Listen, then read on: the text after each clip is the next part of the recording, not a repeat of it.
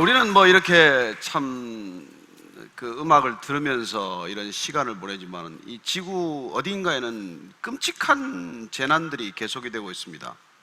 우리가 누리고 있는 이게 당연한 것이라고 생각해서는 안 되는 것이죠.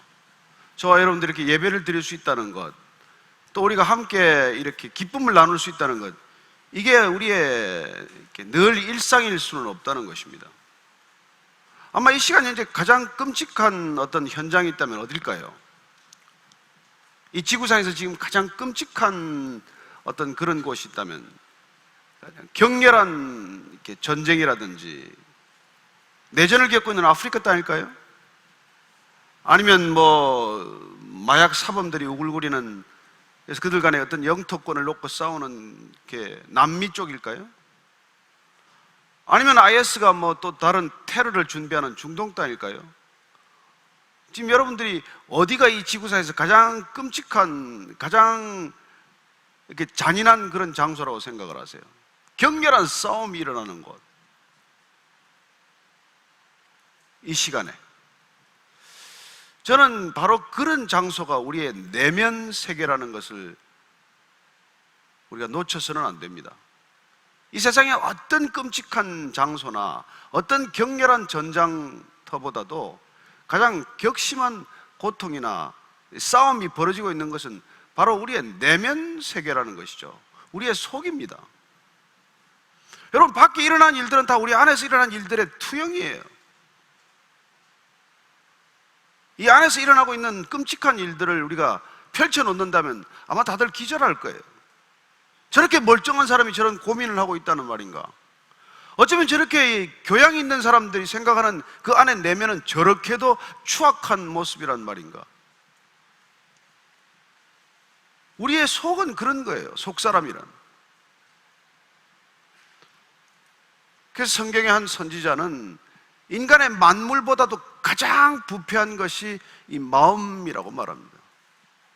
인간의 마음이야말로 이미 눈을 뜰 수 없을 만큼, 냄새를 맡을 수 없을 만큼 그렇게 끔찍하게 부패하고 썩어 있는 곳이라고 말합니다.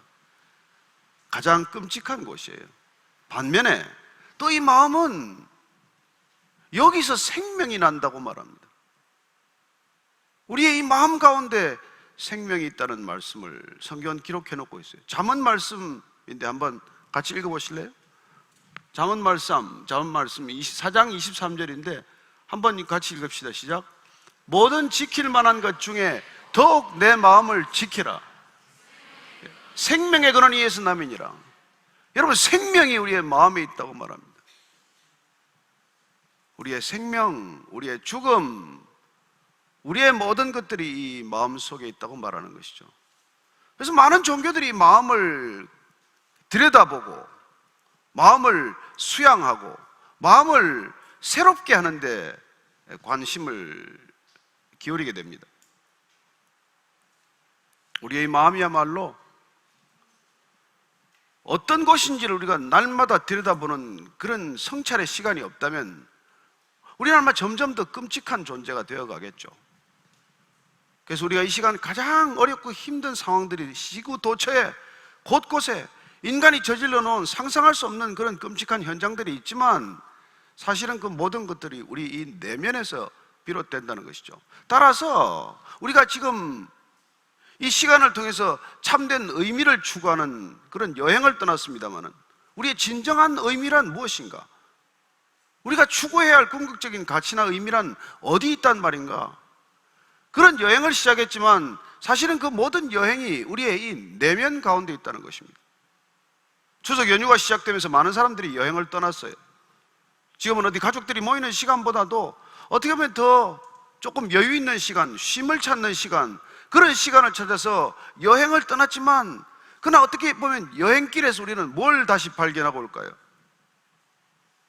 잠시의 눈을 즐겁게 하는 일들도 있을 수 있고 또 안락한 그런 여유의 시간도 가질지 모르겠지만 그러나 부딪히는 모든 상황, 사관, 또 시간 속에서 우리 마음이 어떻게 반응하는지를 결국 들여다보고 오겠죠.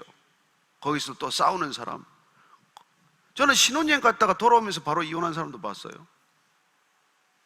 뭐하러 그렇게 몇 년간 공을 들여서 결혼하더니 신혼여행에서 다녀오는 길에 서로를 새롭게 발견한 것이죠. 이 사람하고는 도저히 살 수 없다는 그런 결정을 내리고 돌아오는 것을 보았습니다.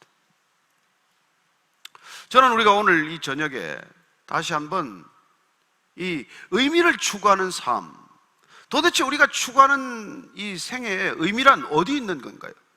우리는 어떤 것을 의미 있다고 생각하는 것일까요? 20세기 초반에 우리는 실존 철학을 통해서 실존은 본질에 선행한다고 하는 그런 명제를 들었습니다.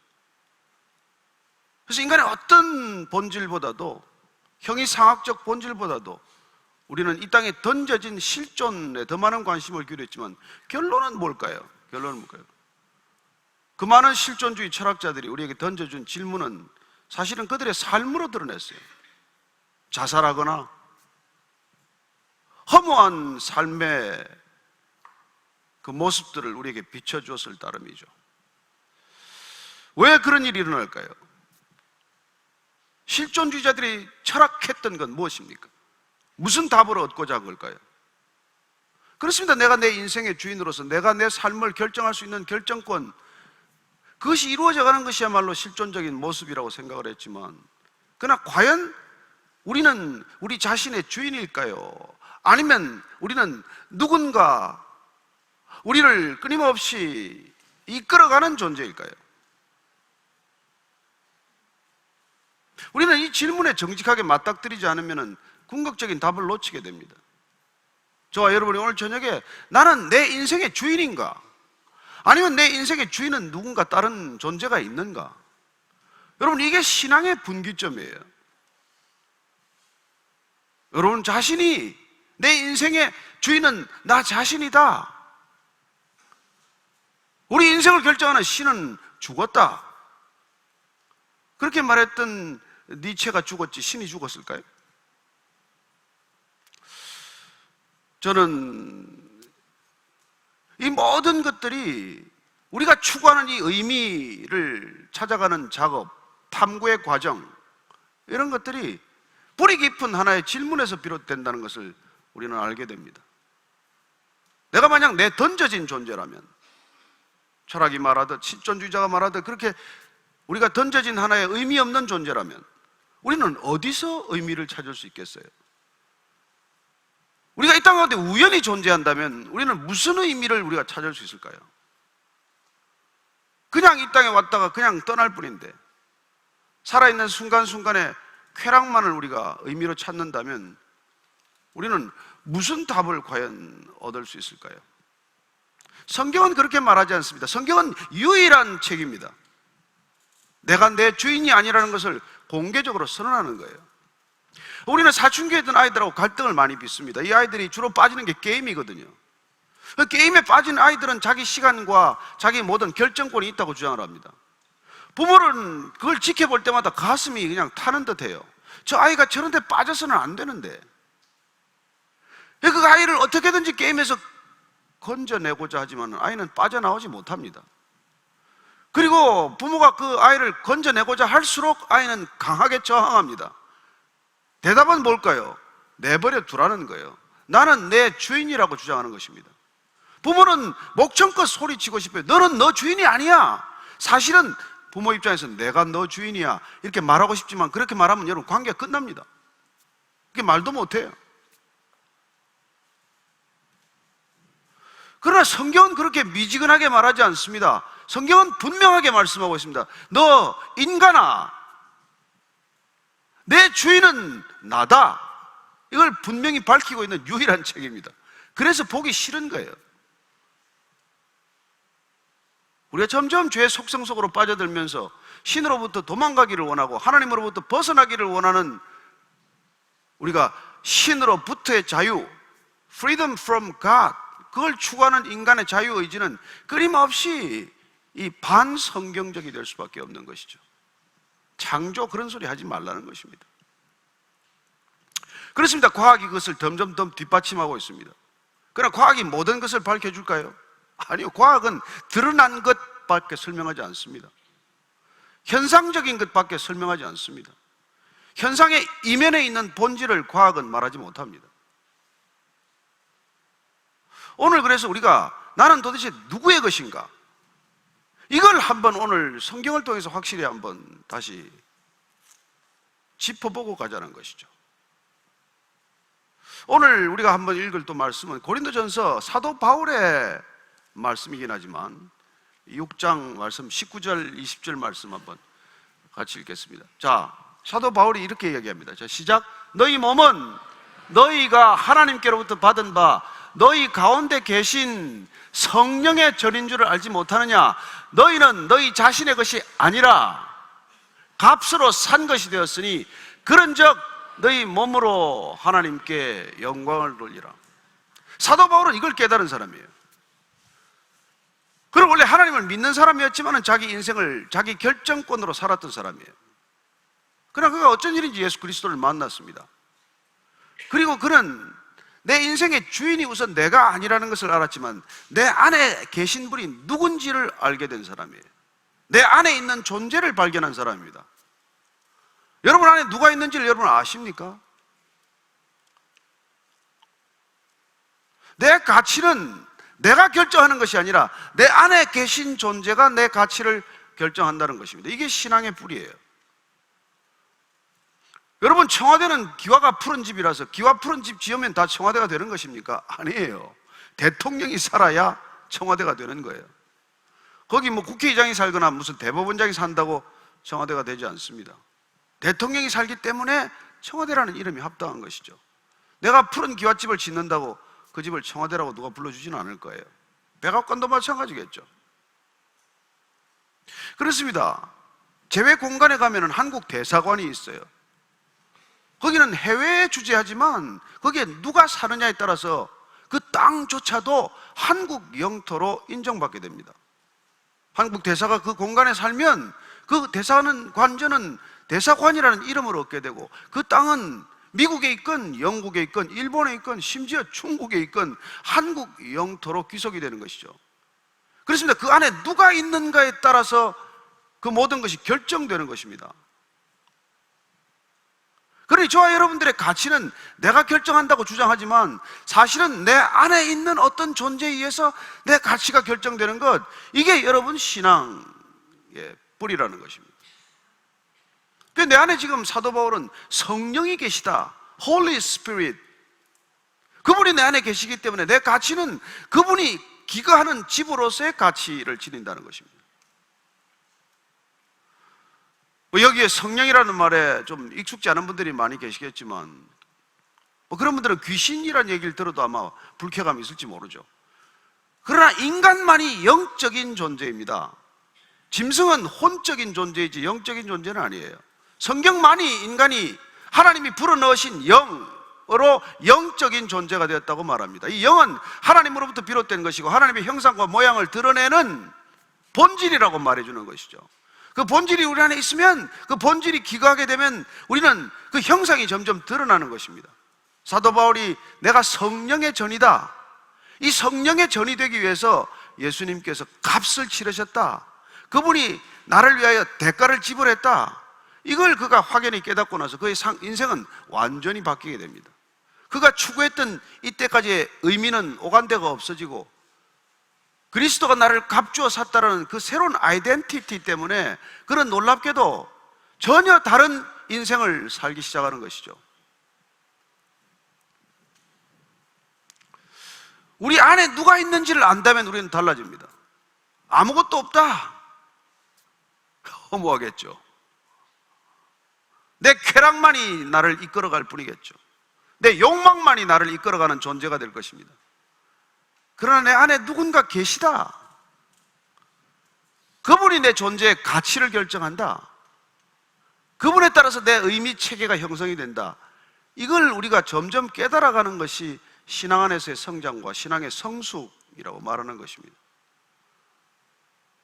그러나 수많은 종교인들은 여전히 내 욕망과 탐욕을 이루는 수단으로서의, 도구로서의 타자를 경험하거나 신을 경험하려고 하기 때문에 이 세상은 종교가 많다고 해서 달라지지 않아요. 종교 때문에 더 많은 분쟁이 일어납니다. 종교를 통해서 나를 추구하기 때문에 더 많은 분주, 종교 분규처럼 끔찍한 것이 없습니다. 복음을 기독교로 만들면 기독교도 전쟁을 일으키는 수단이에요. 기독교가 얼마나 많은 이단을 만들어서 이단을 죽였습니까? 그래서 이 땅에 예수님께서 하나의 종교를 위해서 오신 분이 아니에요. 새로운 의미 체계, 새로운 존재의 가치. 그렇습니다. 그분 자신이 직접 우리 안에 거하겠다는 결정, 이 결정을 받아들이는 것이 구원이라고 말합니다. 구원이란 내가 내 인생의 주인이라고 하는 것을 포기하는 행위예요.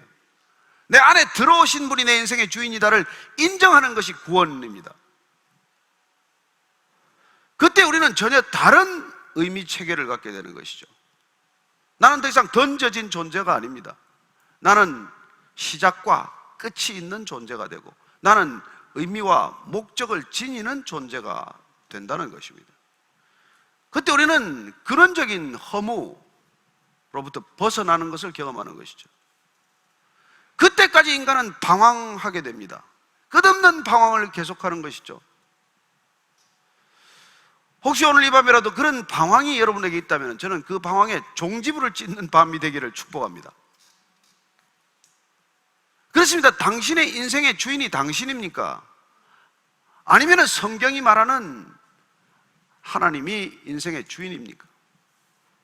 이 결정이 우리의 인생 전체를 뒤바꿔 놓는 갈림길이라고 하는 것이죠. 단순한 것 같지만 쉬운 결정이 아닙니다. 그만큼 우리는 뿌리 깊이 나를 내가 소유하고 있다고 착각하고 살기 때문에 그래요. 정말 여러분이 여러분 자신을 소유하고 있습니까? 마음먹은 대로 다 됩니까? 여러분, 사람들은 마음먹은 대로 되는 일이 거의 없습니다. 이 몸도 내 게 아니에요. 내 거면 여러분 마음대로 이 몸을 만들어야 되지 않겠어요? 여러분들, 이 안에 있는 오장육부는 여러분이 전혀 컨트롤하지 못합니다. 심장을 뛰게 할 수도 멈추게 할 수도 없어요. 여러분들이 시각, 망막 하나도 마음대로 조절하지 못합니다. 내 뒤에 망막에 상이 거꾸로 맺힌 것을 바로 맺히게 할 수도 없어요. 우리는 21분만 참아도 못 견딥니다. 뭐 하나 내가 내 몸을 내 마음대로 할 수 있는 게 아니에요. 내 생각은 어떻습니까? 생각도 미친 무슨 말갈기처럼 휘날리지 않아요? 내가 어떤 생각을 가지고 1분, 10분 생각할 수 있습니까? 아니요. 그렇게 오래 생각하지 못해서 불교에서는 화두라는 것을 생각하기 시작을 하죠. 생각의 골을 끊기 위해서, 생각에 미친 것처럼 날뛰는 생각을 이렇게 말굽 잡듯이 잡기 위해서 금방 이 생각이 왔다가 저 생각이 왔다가 우리는 정신없는 생각을 하고 마치 정신분열증에 걸린 사람들 같아. 실제로 정신분열증에 걸려 있어요. 우리는 한 가지도 지속적으로 생각할 능력이 없습니다. 그렇습니다. 우리 이런 인생을 도대체 누가 어떻게 통제하고 있는지에 대해서 성경만이 분명한 답을 주고 있다는 것입니다. 오늘 읽은 이 6장 앞에 말씀, 고린도전서 3장 16절, 17절 말씀도 동일한 말씀을 우리에게 전해주고 있습니다. 한번 같이 읽겠습니다. 시작. 너희가 하나님의 성전인 것과 하나님의 성령이 너희 안에 계시는 것을 알지 못하느냐? 누구든지 하나님의 성전을 더럽히면 하나님이 그 사람을 멸하시리라. 사실 하나님이 멸하실 것도 없어요. 자기가 자기 인생의 주인이라고 고집하는 사람들은 결국 자기 수준의 인간, 내지는 자기보다도 못한 수준의 인간, 내지는 짐승 같은 인간의 모습으로 치닫게 되고 말겠죠. 그래서 이 지상에는 온통 인간답지 못한 인간 수준 이하의 인간, 짐승보다 못한 인간들로 차고 넘치는 세상이 되고 말았어요. 왜요? 내 안에 누가 계신지를 잊어버렸고 내 안에 계신 분을 거절했기 때문에 우리는 그 수준의 삶을 경험하고 사는 것입니다. 예수님이 오시기 전에도 이사야라는 선지자를 통해서 하나님이 이렇게 선언하십니다. 하나님이 선포하시는 것을 한번 듣겠습니다. 이사야서 43장 1절 말씀입니다. 시작, 같이 한번 읽읍시다. 시작. 야곱아, 너를 창조하신 여호와께서 지금 말씀하시느니라. 이스라엘아, 너를 지으신 이가 말씀하시느니라. 너는 두려워하지 말라. 내가 너를 구속하였고 내가 너를 지명하여 불렀나니 너는 내 것이라. 여러분, 너는 내 것이라고 선언한 책은 이 세상 어디에도 없습니다. 오직 성경만이 인생의 주인은 너 자신의 것이 아니라 하나님이 너는 내 것이라고 말씀하고 계십니다. 그래서 우리는 결정해야 합니다. 아니요, 나는 내 것입니다 라고 끝까지 저항을 하시든지, 아니면 그렇습니다, 나는 내 소유권을 내려놓겠습니다, 나는 기부합 항복하겠습니다, 당신의 것입니다 라고 태도를 결정하는 게 우리의 구원의 분기점이라는 것이죠. 그렇습니다. 신기하게도 우리가 하나님께 우리 자신을 내어드리면 그분께서 우리를 빚어가시기 시작합니다. 내가 내 인생의 주인이 아니라 하나님이 내 인생의 주인이라고 입술로 고백하고 내가 믿음의 태도를 가지는 순간 하나님께서 우리를 만지기 시작하십니다. 고통스러워요. 내 것이라고 생각했던 모든 것들이 깨어져야 하는 과정들이 있기 때문에 그래요. 이때까지 나 자신을 내 것이라고 생각했지만, 내가 소유하고 있는 것들을 내 것이라고 굳게 믿었지만 그것들이 하나씩 깨어지고 부서지는 고통스러운 과정을 경험하게 하십니다. 그래서 선뜻 신앙 안으로 들어오지도 못해요. 가다가 갈짓자 걸음을 하게 됩니다. 그 고통을 못 견디기 때문에. 그러나 여러분, 이 고통이라고 하는 연단의 과정을 거치지 않고 빚어질 수 있는 작품도 그리고 금속도 없다는 것을 압니다. 정년의 과정을 거쳐야 순금이 탄생하듯 우리 인생은 그런 고통의 과정을 겪기 시작하는 것이죠. 내가 내 것이라고 생각했던 것들이 내 것 아닌 과정을 겪는 것, 이 신앙의 여행의 여정. 그렇게 그 여정을 가는 과정 속에서 사도 바울은 이렇게 결심하게 됩니다. 로마서 12장 1절 2절 말씀 한번 읽고 마치겠습니다. 시작. 그러므로 형제들아, 내가 하나님의 모든 자비하심으로 너희를 권하노니 너희 몸을 하나님이 기뻐하시는 거룩한 산 제물로 드리라. 이는 너희가 드릴 영적 예배니라. 너희는 이 세대를 본받지 말고 오직 마음을 새롭게 함으로 변화를 받아 하나님의 선하시고 기뻐하시고 온전하신 뜻이 무엇인지 분별하도록 하라. 이 사도 바울이 우리에게 권면하시는 조언의 말씀, 들려주시는 말씀이에요. 내 것 아닙니다. 내 인생 내 것 아닙니다. 그럴 때 우리는 어떻게 반응해야 됩니까? 내 몸을 우선 거룩한 산 제물로 드리라는 거예요. 저는 제가 하나님을 믿기 전에 제 몸을 마음껏 술과 담배에 내줬습니다. 33년간 술에 내줬어요. 어떻게 됐을까요? 알코올에 담았으니까 이렇게 싱싱할까요? 저는 제 몸의 주인이 누군지를 몰랐기 때문에, 이게 내 몸인데 내 마음대로 내가 뭘 부어 넣은들 무슨 상관이에요. 그러나 그 결과는 나를 점점 더 음산한 곳으로 끌어가지 않겠습니까? 보고 듣는 것도 우리가 다 집어넣는 거예요. 여러분, 무엇을 보고 들을지 결정해야 합니다. 보인다고 보이는 것을 봐서는 안 돼요. 무엇을 볼지를 결정해야 하는 것이죠. 그래서 우리의 몸을 거룩한 산 제물로 드리는 것, 그게 영적인 예배라고 말합니다. 우리가 뭐 여기 앉아서 그냥 계속 뭐 엎드려서 기도만 하는 게 영적인 예배나 기도가 아니라 우리의 몸을 누구에게 드릴 것인지를 결정하는 것, 내 안에 누가 거하도록 할 것인가를 결정하는 태도, 이게 여러분 예배라고 말하는 것이죠. 그래서 예수님께서는 예배란, 참된 예배란 내 안에 성령이 거하는 것, 내 안에 진리가 거하는 것, 내 안에 내가 거하는 것, 그걸 예배라고 말씀합니다. 우리가 드리는 형식과 의식과 절차를 예배라고 말하지 않습니다. 그 인간이 예배라는 걸 환상적으로 만들어 놓은 거예요. 공연처럼 꾸며놓은 것입니다. 예배 드렸다라고 말할 수 없는 것들을 지금 하고 있어요. 무슨 예배입니까? 그 안에서 딴 생각을 하고 있다면, 그 예배 자리에서 어젯밤에 있었던 그 드라마나 생각하고 있다면 무슨 예배겠어요, 그게? 예배란 내 안에 누가 있는가를 결정하는 태도에서 비롯되는 것이고, 나의 결정에 따라서 내 안에 거하시는 그분이 내 인생의 주인 노릇을 할 때 비로소 우리는 예배자가 되는 것이고, 그 예배의 삶을 살다 보면 점점 하나님의 형상이 빚어지는 것이고, 우리 몸을 온전한 제물로 드릴 때 상상할 수 없는 기쁨과 놀라운 자유, 이런 것들을 경험케 하는 것이 신앙의 여정이라고 하는 것이죠. 그때 우리는 우리가 생각해보지 못했던 의미를 발견하게 됩니다. 그 의미는 모든 의미가 그러하듯 관계에서부터 비롯되는 거예요. 아무리 큰 집에 살아보십시오. 아내와 매일같이 싸운다면 무슨 그게 그 의미가 있어요? 무슨 세상에서 출세하고 성공했다고 그렇게 누가 알아주들 뭐해요? 집에 들어가면 아이들이 아버지 보기를 벌레 보듯 한다면 그게 무슨 가치가 있냐고요.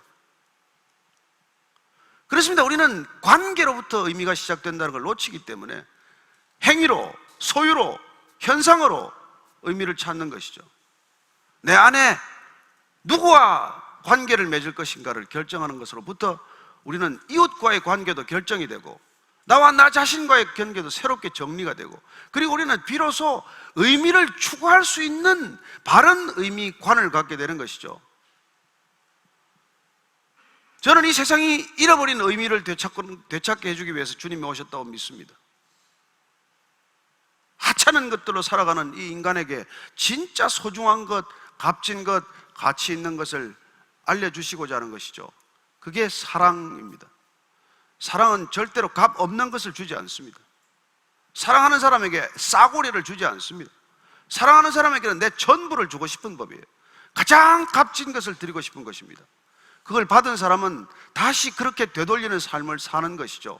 그게 가장 의미 있는 삶이다라고 성경은 우리에게 말해주고 있습니다. 그것을 받아들이건 거부하건 여러분의 몫이고 여러분의 결정이지만, 저는 오늘 이 밤이 여러분들에게 그런 의미를 새롭게 하는 하나의 전환점이 되기를 축복합니다. 기도하겠습니다. 하나님 아버지,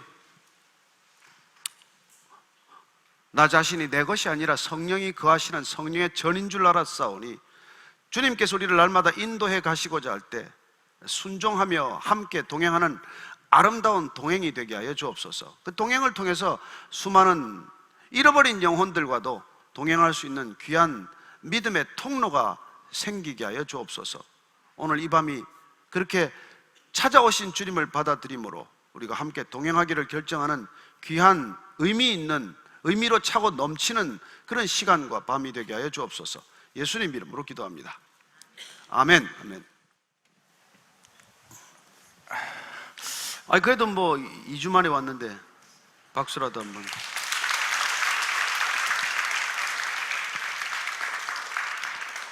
저는 우리 저 목사님 덕택에 이렇게 나올 때마다 박수를 받아가지고 좀 감사합니다. 은혜를 경험하게 하는 것이죠. 뭐. 은혜란 이런 것이라는. 아니 목사님 이미 말씀을 하신 부분이기도 하지만 왜 고린도전서 6장 뒷부분에 보면 그러니까 하나님이 우리를 하나님이 것이라고 하실 때 왜 너를 값으로 샀다 그랬을 때 그 값이 얼마인지가 좀 상상이 안 가기도 해요. 하나님이 나를 도대체 얼마짜리로 치셨길래 그 값을 치르셨나 하는 생각. 그래서 참 질문인지 뭔지 지금 제가 잘 모르겠네요. 아니 왜냐면 그냥 질문 전달하겠습니다. 제가 왜 성경에서 그 값을 산다는 거는 구속도 그런 거잖아요. 리딤 한다는 거는 값을 주고 자유롭게 해준다는 건데, 예수님이 저를 하나님의 소유로 삼기 위해서 당신의 생명을 값으로 주셨잖아요. 나는 과연 그 정도 값을 치를 만한 존재가 되나? 내 자신을 돌이켜보면 그 정도 안 되거든요. 근데 하나님이 어떻게 나를 그렇게 여기셨을까 하는 그런 생각. 근데 이제 그게 결국 내가 내 가치를 결정하겠다는 게 뭐랄까 좀 단적으로 표현하면 죄인의 속성이에요. 내가 내 가치를 결정하겠다는 것입니다. 높든 낮든 그게 다원주의적 생각의 출발점이고 우리가 살아가는 이게 세대들의 관점이죠. 근데 성경만이 내 가치를 내가 결정하겠다는 것입니다. 인간이 스스로 자평하는 그런 가치가 아니라 하나님 당신 자신을 주어도 아깝지 않은 값으로 매긴 것이죠. 그 가치가 느껴지면 내가 나를 대하는 태도가 우선 달라진다는 것이죠. 그리고 하나님이 나를 그렇게 여기셨다면 목사님도 혹은 그 다른 사람도 그렇게 귀히 여기셨다는 걸 우리가 인정할 수 있다 그러면 인간 사이에 있는 어떤 그렇죠. 뭐 그 갈등이나 이런 것들이 가치가 제대로 전해지면 네. 소위 갈등이 해소되는 것이죠. 음, 그래서 우리가 인권이라는 개념 또 만인 평등이라는 개념은 성경적 개념이지 다른 데서 온 바가 없습니다. 네, 네. 예, 모두가 하나님의 형상을 가졌기 때문에 하나님이 값주어 산 인간이라면 동일한 가치를 지니고 있다기 때문에 그게 뭐 인종을 떠나서 흑인이건 뭐 백인이건 남자건 여자건 어린이건 어른이건 동일한 가치를 가지고 있다고 보는 것이죠. 예, 목사님 그 사이에 질문이 늘 반복되는 질문이기도 하지만 하나님께서 인간에게 허락하신 자유는 어디까지인가요?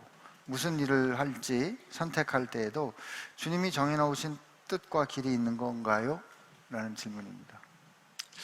저는 뭐 자유의지에 대해서는 우리가 늘 뭐 얘기해 왔지만 하나님께서 우리에게 주신 최고의 사랑의 선물은 자유의지다라고 믿는 사람이에요. 왜냐하면 우리를 로봇으로 만들 수 있지만 로봇으로 만들지 않고 우리가 짐승처럼 만들어 놓을 수 있지만 짐승으로 만들지 않고 하나님과 거의 대등한 수준의 인간을 만들어 놓은 것인 거죠. 그리고 딱 한 가지 만들어 놓았다는 사실만 기억하라고 얘기하는 것입니다. 그걸 잊어버렸기 때문에 우리를 생명을 자각하는 존재로 다시 치환시켰달까요? 그렇게 되고 말았는데 저는 우리가 피조물이라는 존재를 기억하는 한에서는 무한대 자유를 받았다고 믿습니다. 우리가 창조주로 우리 자신을 이렇게 높이고자 하는 교만에 빠지지만 않는다면 하나님은 우리에게 모든 것을 허락하신 그런 놀라운 자유를 경험하는 것이죠. 근데 이제 우리가 살면서 그런 고백하잖아요. 아, 이렇게 된 거는 정말 주님의 뜻이다. 이렇게 고백하는 그런 거는 아마 뒷부분의 질문이 내가 자유를 선택했는데 알고 봤더니 이게 주님의 뜻이었다. 이런 거는 그럼 주님의 뜻은 우리를 사랑하는 것입니다. 그리고 우리를 살리는 것입니다. 그리고 우리를 그분 계신 곳으로 초청하는 것입니다.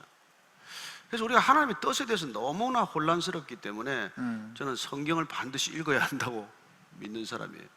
하나님 뜻은 복잡하지 않습니다. 자유의지를 준 사람이 준 대상한테 뭘 그렇게 복잡하게 요구하겠어요. 자유의지를 줬는데 그래서 하나님께서는 우리 성경 전체를 보면 거룩하라. 거룩하라. 거룩하라는 이미 타락한 세상 속에서 구별되라는 뜻이죠. 그리고 그 구별된 삶을 위해서 돌이키라고 말해요. 이게 회개를 말하는 것이죠. 그렇게 가면 죽는다. 내게로 돌이키라. 그리고 돌이켜서 나를 알라고 말씀해요. 하나님, 여러분 알아야 연애를 하든지 사랑을 하든지 알 것 아닙니까? 나를 알라. 예, 그래서 그분은 끊임없이 우리를 알아가는 과정을 통해서 사랑하기를 원하고 사랑받기를 원하는 그런 관계를 형성하고자 하는 것이죠. 그리고 그렇게 사랑할 때 우리는 하나됨을 알게 됩니다. 그래서 예수님께서 떠나기 전날 기도를 하는데 우리가 하나인 것 같이 저들도 우리 안에서 하나가 되게 해주십시오 라고 말합니다. 하나됨. 하나됨이라는 건 어떻게 보면 사랑의 열매고 사랑의 클라이맥스예요. 근데 사도 바울은 그걸 조금 더 줄여서 쉽게 결정했어요. 항상 기뻐하라, 쉬지 않고 기도하라, 모든 일에 감사하라. 이는 그리스도 예수 안에서 너희를 향하신 하나님의 뜻이다. 하나님의 뜻, 하나님을 알게 되면 우리는 그냥 감사하고 기뻐하고 기도하는 관계로 들어간다는 것이죠. 근데 목사님, 우리가 하나가 된다는 거는 무슨 일을 하는데 반드시 한 가지 방법으로 해야 된다. 그건 아니잖아요. 목사님하고 저하고 서로 좀 다른 것처럼 다르죠. 얼굴이 작고 얼굴이 크고 뭐 이런 것처럼 말이에요. 네, 네. 유니포미티를 말하는 게 아니죠. 유니티라는 것하고 유니포미티가 다르지 않습니다. 다양성 가운데 우리는 하나를 갖다가 그렇게 말하는 거죠. 유니티 인 다이버시티라고 그럴 때 다 다르지만 우리가 하나로 합쳐질 수 있고. 근데 제복을 입혀서 하나 되는 것, 군에 가면은 뭐 전부 군복을 입히다든지 교복을 입힌다든지 하는 건 유니폼을 입혀서 유니포미티를 만드는 것이지만 하나님은 그런 하나됨을 원치 않습니다. 저는 제가 확실히 믿기는 하나님 사랑하는 뜻에서 우리가 좀 부족한 결정을 내려도 하나님 그 부족한 결정을 언제나 완전하게 만들어주시는 능력이 있다고 믿습니다. 우리가 자녀들 키울 때 그러지 않습니까? 자녀들이 네. 수없이 잘못된 결정을 내리고 잘못된 선택을 네, 합니다. 네. 그러나 한 번도 그 아들을 내쫓지 않고 호적을 파지 않고 어쨌건 뭐 결혼해서 살 때까지 지금 그걸 견뎌내지 않습니까? 한 번도 내 마음에 드는 결정이라고 생각한 적이 별로 없어요. 모든 결정이 내 뜻과 어긋나는 결정들을 대개 하게 되어 있습니다. 음, 그러나 끝까지 사랑하고 인내하고 견디고 포용하고 지금까지 인정해준 대가로 그 대가는 딱 하나죠. 나를 아버지로 아직도 부르는 거. 그게 밖에 뭐가 있어요? 제 아들이 저한테 해줄 수 있는 건 아버지라고 부르는 것 말고는 아무것도 없어요. 예. 진짜 바라는 게 없으시군요. 그런데 그게 그 전부예요, 저는. 제 아들이 저를 아버지로 떠나지 않고 아버지로 부르는 것만으로 저는 기쁘고 그걸로 그냥 당연해요. 전부예요, 그게. 하여튼 목사님 손주 보시면 대단하겠어요. 아니 왜 할아버지들이 그 할아버지 사랑해요라고 왜 아이들이 그 굉장히 그 말도 안 되게 된 그림 같은 거 그거 그냥 여기 핸드폰에 넣어가지고 그거 보고 벌쭉 웃으시잖아요. 저는 어쩌면 우리를 향한 하나님의 사랑도 그런 게 아닐까. 얼굴 보는 것만으로 얼굴 보는 것만으로 기쁘겠죠. 그 지난주에 했던 질문인데 네. 제가 전달을 못 해드려서 오늘 좀 다시 한번 드리고 싶은데 인간이 참 자연에 미치는 그 악영향이 많은 것 같은데 인공지능, 뭐 딥러닝, 스마트 시티 등 인간의 기술 발달이 너무 빠르고 탐욕적이라 느껴집니다. 마치 바벨탑을 쌓아서 이 망하는 세상, 디스토피아로 가는 것 같은데 크리스천으로서 이런 시대에 다들 열광하는 기술 발전을 어떻게 여겨야 될지, 그냥 무시한 채 살아갈 수는 없는데 우리 태도는 어떻게 해야 될지 이런 질문이 있었거든요. 저는 성경이 뭐 처음 끝까지 그 점에서는 답을 하나로 이렇게 가르쳐주고 있습니다. 인간이 구원받지 못하면 모든 건 재앙이에요. 뭐 옛날에 뭐 돌 화살이건 미사일이건 뭐 AI건 뭐건 재앙입니다, 재앙. 이제 그 재앙의 범위나 규모가 점점 커졌죠. 그래야 우리가 만약 핵무기를 터뜨린다면 훨씬 많은 사람이 죽을 것이고 지금 인간이 뭐 가지고 있는 핵이 지구를 50번 파괴하고도 남을 만한 핵을 가지지 않았습니까? 그러니까 우리 인간이 왜 구원 얘기를 처음부터 시종 변함없이 하는 거 아닙니까? 인간이 구원받지 않으면 인간이 가지고 있는 모든 것들은 인간을 자기 파멸로 끌어가기 때문이죠. 구원받지 않은 인간이 돈 벌면 자기 망하고 다른 자녀들 망하게 하고 이웃 망하게 하는 거예요. 구원받지 않은 인간이 권력을 주면 자기를 파괴시키고 이웃을 파괴시키는 것이죠. 구원받지 않은 학자가 지식을 갖게 되면 자기만 버립니까? 후학들 다 버려놓는 것이죠. 그래서 우리는 끊임없이 구원이라고 하는데 초점을 맞추게 되는 것이죠. 그러니까 우리가 이 세상을 살아가면서 그러면 이 기술의 트렌드를 뭐 무시할 거냐? 아니요, 쫓아가지만 그 기술을 개발하고 기술을 발견하는 사람들, 발명하는 사람들을 구원하는데 우리는 더 초점을 맞추지 않으면 발명해 놓은 것들 때문에 우리는 망하겠죠. 죽겠죠. 파멸이 오겠죠. 그때 혹시 구원받았기 때문에 내가 할 수 있다 그래서 다 하는 게 아니고 구원받는다는 것은 네. 자기 중심성을 포기한다는 뜻이고 그리고 내 이익을 추구하지 않는다는 뜻이고 공동체의 이익을 먼저 배려한다는 뜻 아닙니까? 구원은 개인에 국한되지 않습니다. 구원받은 사람만이 자기 중심적인 모든 패러다임에서 자유로워진다는 뜻이죠. 그때 우리는 비로소 타자와의 관계가 서로 공생하는 관계로 들어갈 수 있기 때문에 그런 것이죠. 네. 사실 이 페이스북으로 지금 질문들이 쭉 오는 거거든요. 그래서 평소에 이제 궁금했던 질문들 많이 하세요. 근데 오늘도 지금 질문이 쭉 보면 동성애에 대한 질문이 또 나왔어요. 근데 동성애에 대한 질문은 우리 교회 태도는 어떠한지는 목사님 여러 번 말씀하셨거든요. 또 얘기. 네. 그래도 뭐 한번 얘기를 해주신다면. 저는 동성애건 이성애건 우선 진짜 사랑해야 돼요. 저는 동성애자들을 뭐 여러 만나봤지만은 이렇게 성적인 쾌락에 치중한다면 저는 굉장히 우려하는 것입니다. 저는 뭐 이렇게 다른 뭐 유부남이나 유부녀가 간음하는 것이나 동성애나 하나님 볼 때는 죄 똑같아요. 그러니까 만약 예를 들어서 자기가 뭐 혼외 정사를 하고 있는 사람이 동성애자를 비난한다면 하나님이 보면 웃을 거예요. 그건 마치 예를 들어서 간음한 여인을 앞에 두고 돌로 치려는 사람들한테 너희들 죄 없는 자는 돌로 치라고 말하는 것입니다. 그러면 우리가 객관적으로 말하면 이 동성애를, 누가 이 동성애자에게 돈을 덜 줄 수가 있겠어요? 그러나 성경은 동성애가 죄라고 말하고 있습니다. 그러나 동성애라고 하는 이 죄, 행위를 용납하지 않을지언정 동성애자라고 하는 이 인간 존재만은 진정한 크리스찬이 아닌 것은 절대로 사랑할 수 없습니다. 저는 단연코 그분들한테 그런 얘기를 해요. 당신을 사랑할 수 있는 사람은 진짜 크리스찬밖에 없다. 당신을 사랑할 수 있는 분은 예수님밖에 없다. 예수님의 사랑이 오지 않으면 당신은 잘못된 그런 욕망으로부터 벗어날 길이 없다고 말합니다. 저는 우리 동일한 마찬가지예요. 우리가 가지고 있는 소유욕, 우리가 가지고 있는 그런 음란의 욕망, 우리가 가지고 있는 권력욕, 우리가 가지고 있는 인기에 대한 집착, 이 모든 것들이 우리가 그리스도의 사랑으로밖에는 달리 치유받을 길이 없습니다. 그래서 구원이란 또한 자유함이고, 그 자유함이란 우리가 묶여있는 것들로부터 풀려나는 거예요. 저는 동성애자들도 풀려나야 하고 우리도 풀려나야 한다고 믿는 사람이에요.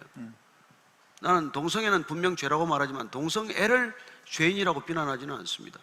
실제로 우리 교회에 한두 사람 모은 사람도 있고, 또 얘기도 나누어 봤고, 또 동성애에서 또 그쪽 동성애에서 또 카밍아웃을 해서 신학교를 이렇게 다니고 목사가 된 분도 계세요. 저는 어느 쪽이든지 우리가 서로의 죄인됨을 인정한다면 그 기반 위에서, 바탕 위에서 우리는 서로 사랑할 수 있다고 믿는 사람이에요. 네. 오늘 참 민감한 질문들이 많이 왔는데, 이렇게 정치에 관한 질문이 왔어요. 지인 중에 진보적인 성향을 가진 분이 있는데, 그 진보적인 성향을 못마땅 하는 분이 있고, 또 그렇지 않은 분들이 서로 간에 이렇게 대화를 하지 못하는 그런 거를 염려하시면서 정치에 대해서는 크리스천은 어떤 모습을 취해야 될까요? 이런 질문을 좀 하셨습니다. 정치는 우리 사회에서 가장 영향력을 주는 부분이기 때문에 절대로 우리가 무관할 수도 없고 무심할 수도 없는 영역이에요. 그러나 우리가 정치를 대할 때 우리가 이념적으로 접근하기보다는 정치 권력이 우리한테 미치는 영향이 너무 강력하기 때문에 우리가 그 영향력의 질서 속에서 저는 이렇게 너무 성급하게 편입되는 것을 이렇게 조심하라고 하는 것이죠. 왜냐하면 우리가 좌든 우든 사실은 둘 다 옳지 않아요. 하나님 눈에는 다 죄인입니다. 진보나 보수 둘 다 똑같은 죄인이에요. 그냥 죄인들끼리 한쪽은 왼쪽에 서 있고 한쪽은 오른쪽에 서서 싸울 뿐이에요. 여러분, 복음이나 생명은 초월적 가치입니다. 그러니까 좌도 우도 다 생명을 소중히 여기는 것은 마찬가지 아니겠어요? 이 시대가 좌로 쏠려가면 우를 정죄할 것이고 우로 쏠려가면 좌를 정죄하겠지만 어느 쪽도 옳지 않습니다. 그냥 저는 옳은 분은 하나님 한 분밖에 없다고 믿습니다. 그래서 부자 관원이 와서 예수님에게 선한 선생님 할 때 예수님이 질문을 고쳐줘요. 누가 선하다고 말하냐? 선한 분은 이 땅에 하나님 한 분밖에 계시지 않다. 그래서 내가 선하다고 하는 게 죄인의 특징이에요. 그게 선악과를 먹었다라고 표현합니다. 선악을 알게 하는 죄의 원죄에 걸렸다는 것은 내가 옳고 당신은 틀렸다고 말하는 거예요. 보수가 옳고 진보가 틀렸다고 말하건 우가 옳고 좌가 틀렸다고 말하건 이건 우리가 죄인들의 속성이에요. 그 점에서 우리는 정치에 참여하되, 정치에 우리가 나가는 것 자체가 잘못된 것도 아니고 정치인과 교분을 갖는 것도 나쁜 게 아니고 얼마든지 우리는 정치에 관심을 가져야지만, 그러나 옳고 그르고를 논쟁하는 차원의 정치가 아니라 우리가 살아가는 복음적 가치, 생명의 가치, 그 가치를 실현하는 수단으로서의 권력은 얼마든지 좋은 목적으로 쓸 수 있죠. 그래서 저는 정말 여러분들이 조금씩 권력을 가지고 불량 음식 만드는 사람 좀 엄히 다스렸으면 좋겠어요. 예를 들자면 그건 사람의 생명에 위해를 주는 건데 왜 그런 것들을 내버려 두냐는 말이에요. 예를 들어서 어떤 좌가 됐건 우가 됐건 국가 안보는 좀 튼튼하게 해달라. 그건 국민의 기본권이에요. 전쟁이 일어나면 이건 한순간에 다 그냥 잿더미가 되고 마는 것이니까.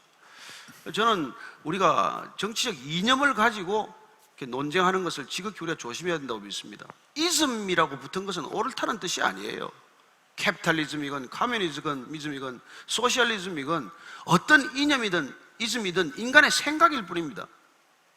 아이데올로지란 인간의 아이디어를 이념이라는 이름으로 그걸 만들어 놓은 거예요. 아이돌로 삼은 것입니다. 그래서 모든 이즘은 아이돌이에요. 그건 우상입니다. 권위주의가 됐건 심지어 교회조차도 철치 이즘이라고 가면 그건 교회주의가 돼서 우상이 되는 거예요. 그래서 자기 교회밖에 몰라. 그건 어떤 것도 마찬가지예요. 하나님은 그 모든 것들을 우상이라고 정죄하시기 때문에 나 이외에 다른 우상을 두지 말라. 어떤 것도 옳다라고 그렇게 고집하는 것은 그 오류에 빠진 것이죠.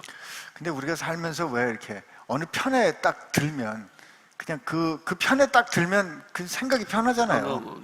그냥 뭐 우리 어쩔 편, 수가 없죠. 너 우리 편 아니야? 그럼 미워하면 사는 게 편한데 이게 혹시 그런 파당적인 생각들 때문에 그럴 수도 있지 저는 않을까? 이 땅에 이렇게 권력에 목마른 까닭도 사랑에 목마른 까닭이에요.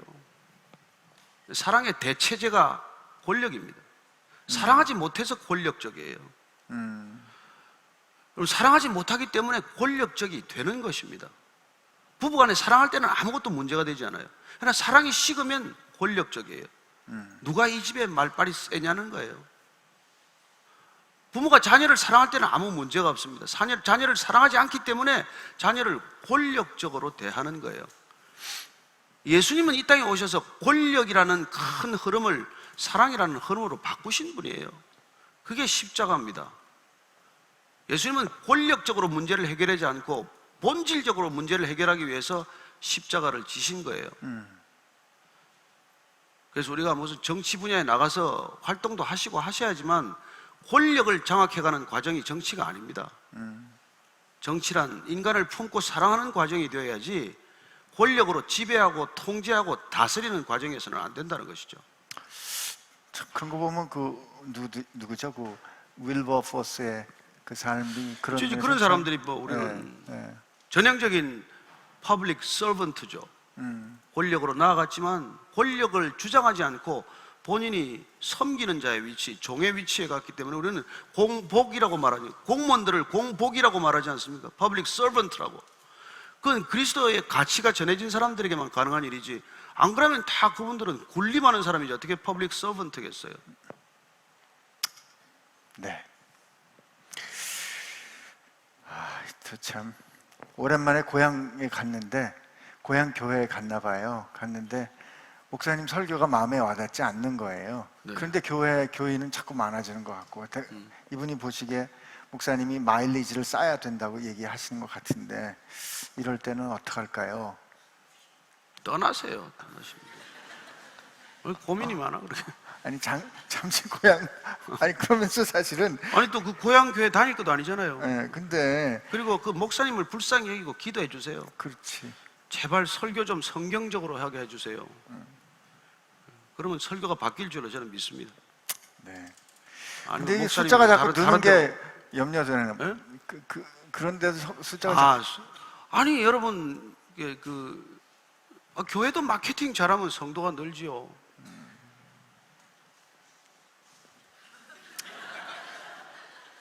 전혀 생각지 못했던 말이에요. 근데 마케팅의 시대인데. 그런 것 같기도 해요.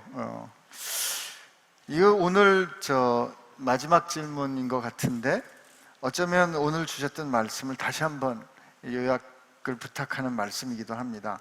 인생의 의미를 찾기 위해서는 하나님에게서 그 의미를 찾아야 한다고 말씀을 주셨는데, 모든 인간에게 하나님께서 그의 탄생 전에 정해주신, 그에게 주신 특정한 인생의 의미가 있을까요?